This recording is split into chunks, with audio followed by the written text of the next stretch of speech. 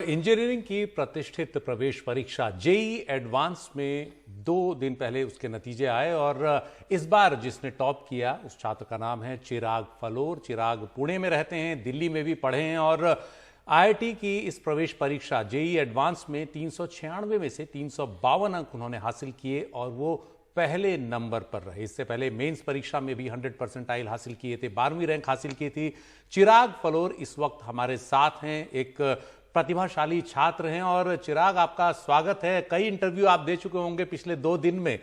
आज हम आपसे ये पूछना चाहते हैं कि आपने जो टॉप किया उसके पीछे किस तरह की तैयारी आपकी थी, किस तरह से आपने अपने समय को तय किया, कब आपको पढ़ना है, कब आपको सोना है, कब आपको खेलना है। और इसके अलावा आपने एमआईटी में भी एडमिशन ले लिया है, तो एमआईटी की पढ़ाई भी आप साथ साथ कर रहे थे। कैसे इतना सब कुछ आपने एक साथ कर लिया? तो जेई की तैयारी मैंने 9th स्टैंडर्ड में ही शुरू की थी। ये 4 साल की प्रिपरेशन है, तो इसमें मुझे एडवांटेज मिला था थोड़े लोगों के ऊपर। और मैं 9th स्टैंडर्ड में आकाश इंस्टीट्यूट ज्वाइन किया था पुणे में, और उन्होंने मुझे 9th 10th में 11th 12th का सिलेबस करवा दिया था। तो इससे बहुत अच्छा बूस्ट मिला था। फिर 11th में मैं दिल्ली में गया आकाश में। उधर के फैकल्टी हमारे लिए डाउट सेशन रखते थे जो काफी हेल्पफुल होते थे। फिर मैंने बहुत सारे मॉक टेस्ट भी दिए थे, डेली मॉक टेस्ट होते थे हमारे।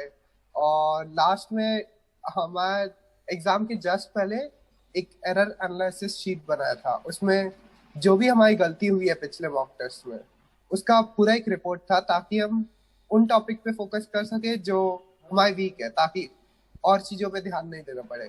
तो लास्ट वीक में मैं एमआईटी का भी शुरू हो गया था, और ये एरर एनालिसिस रिपोर्ट बहुत काम आया था उसमें, क्योंकि मैं अब 2-3 चुनिंदे टॉपिक जो मैं वीक है उस पर ही फोकस करना पड़ा मुझे। ये काफी हेल्पफुल था। चिराग, आपने एमआईटी में पहले ही एडमिशन ले लिया, तो आईआईटी की प्रवेश परीक्षा, उसका एग्जाम देने की जरूरत आपने क्यों महसूस की? तो मैंने आईटी का एग्जाम एंट्रेंस एग्जाम जैसे नहीं दिया, बट कि exam as a test of skill, अपनी रैंक देखना पूरे इंडिया में, उसकी वजह से दिया। और फिर ये अचीवमेंट भी पूरे लाइफ टाइम भर रहेगा मेरे साथ। तो मैं सोचा कि 4 साल तैयारी की है, तो इसे वेस्ट ना करे, एग्जाम दे के जा सकते तो दे के ही जाए। चिराग, एक आप काफी प्रतिभाशाली छात्र हैं, लेकिन कई छात्र होते हैं जो इतने प्रतिभाशाली नहीं होते, कई हैं जिनको इतने अच्छे मौके नहीं मिलते, कंपटीशन की तैयारी के लिए बहुत अच्छे संस्थान भी नहीं मिलते। ऐसे छात्रों को आगे बढ़ने के लिए आप क्या कहेंगे? उनका हौसला बढ़ाना जरूरी है। कई बच्चे 9वीं 10वीं 11वीं 12वीं तक भी बहुत अच्छा नहीं करते, लेकिन बाद में बहुत शानदार करते हैं। तो ऐसे छात्रों के लिए, आपके साथ भी कई बच्चे इस तरह के होंगे, उनका हौसला बढ़ाने के लिए आप क्या कहेंगे? उनको क्या करना चाहिए? कैसे अपने समय को दिन भर में अलग अलग तरीके से बांटना चाहिए, अपनी पढ़ाई भी कर सकें, खेल भी सकें, सो भी सकें? तो हाँ, मैंने भी ऐसे अपने दोस्तों को देखा है जो पहले अच्छा नहीं परफॉर्म किए थे पर फाइनल एग्जाम बहुत अच्छा किए। तो आपको डीमोटिवेट नहीं होना है अगर स्टार्टिंग में अच्छा नहीं कर रहे हैं, डटे रहना है। और मेरा शेड्यूल में ऐसा नहीं था कि पूरे समय पढ़ाई, मैं हमेशा खाना खाने के बाद आधा 1 घंटा टेबल टेनिस खेलता था अपने दोस्तों के साथ। तो ऐसे नहीं कि पूरे समय पढ़ाई करते हैं, उससे बहुत बोर हो जाते हैं और फिर आखिर में एग्जाम के पहले डिस्ट्रैक्ट हो जाते हैं, वो नहीं होना है। और अगर कोई अच्छा संस्थान ज्वाइन करने की क्षमता नहीं है, तो एक्चुअली मैंने भी विकिपीडिया या ऑनलाइन वेबसाइट्स जहाँ पे इतनी सारी अच्छी इंफॉर्मेशन मिलती है, उससे भी मैंने अपनी नॉलेज बढ़ाई थी, तो वो भी काफी हेल्पफुल हो सकते हैं। मेरा एक सवाल है कि आजकल के बच्चों के पास डिस्ट्रैक्शन के लिए बहुत सारी चीजें हैं, मोबाइल है, टीवी है और इंटरनेट है। मतलब एक वरदान भी है तो एक ड्रॉबैक भी है। इससे आप कैसे बचे? तो एक्चुअली मैंने 11वीं और 12वीं में अपना मोबाइल, मेरे पास स्मार्टफोन नहीं था, मैंने अपने सोशल मीडिया अकाउंट भी डीएक्टिवेट कर दिए थे। और मेरे पास बस एक लैंडलाइन फोन था ताकि पेरेंट्स को कॉल कर सकूं, तो इससे काफी डिस्ट्रैक्शन दूर हो जाता है।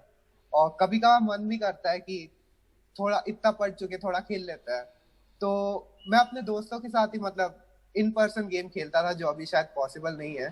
पर उससे ही अपना टाइम गुजारना, क्योंकि मोबाइल तो अपने दिमाग में कुछ पूरा फोकस टूट जाता है उस पर खेलने के बाद, और इसलिए मैंने कोशिश किया कि उससे दूर ही रहूं।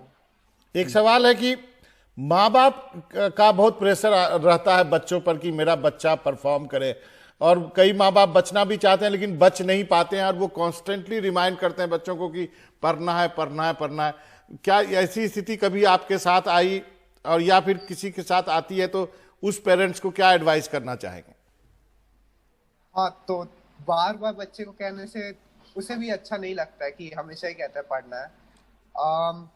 और मैंने तो मतलब मेरे साथ पेरेंट्स ने ऐसा इतना नहीं कहा कि बस पढ़ना है, मुझे तो उल्टा कहते थे कि कुछ खेलो भी, हमेशा पढ़ते रहते हो। पर अगर कोई बार बार कहता है तो बच्चा कभी कभार डिमोटिवेट भी हो जाता है। तो ऐसे नहीं कि एक ही चीज बार बार कहते रहो, कुछ खेलने का भी टाइम दो उन्हें और पढ़ने का भी दो, और या फिर पहले शेड्यूल बना लो ताकि वो फॉलो हो सके। चिराग, बच्चों को जब पढ़ने के लिए कहा जाता है तो कई बार बच्चे नाराज हो जाते हैं, और बच्चों को मोटिवेट करना बहुत ज़रूरी होता है। आपने कहा कि आपके माता पिता ये कहते थे कि थोड़ा खेलिए, तो आप पढ़ने में काफ़ी ज़्यादा आपका इंटरेस्ट था। क्या चीज़ आपको मोटिवेट करती थी? कुछ आपका इस तरह का लक्ष्य रहा होगा, कुछ आपने सोचा होगा ज़िंदगी में कुछ बड़ा करना है, क्या करना है, जिसकी वजह से आपकी मोटिवेशन इतनी होती थी कि आप पढ़ाई में इतना ध्यान देते थे? तो मुझे बचपन से तो एस्ट्रोनॉट बनना था, और उसके लिए बहुत ही ज़्यादा क्वालिफिकेशन चाहिए होता है। तो बस मैं इस सपने के कारण मैं इतना एकेडमिकली फोकस था। अभी मेरा सपना एस्ट्रोनॉट से एस्ट्रोफिजिसिस्ट में चेंज हो चुका है, जिसमें काफी पढ़ाई चाहिए होती है, और वही मोटिवेशन को देखते हुए मैं पढ़ता रहता था। चलिए, एक लास्ट वर्ड उन बच्चों के लिए जो तैयारी कर रहे हैं और जो कि मेरा मानना किताबी कीड़ा नहीं होना चाहिए, उनके लिए एक लास्ट एडवाइस। मेरी लास्ट एडवाइस है कि चाहे आप कितना भी पढ़ो दिन में, परसिवरेंस रखो कि अगर पढ़ रहे हो तो पढ़ते रहो, ऐसे बीच में छोड़ मत दो। उससे मतलब आपको लॉस लगेगा कि आप इतना पढ़े थे तो भी आप बीच में छोड़ दिए। तो डटे रहो और खुशी खुशी पढ़ो।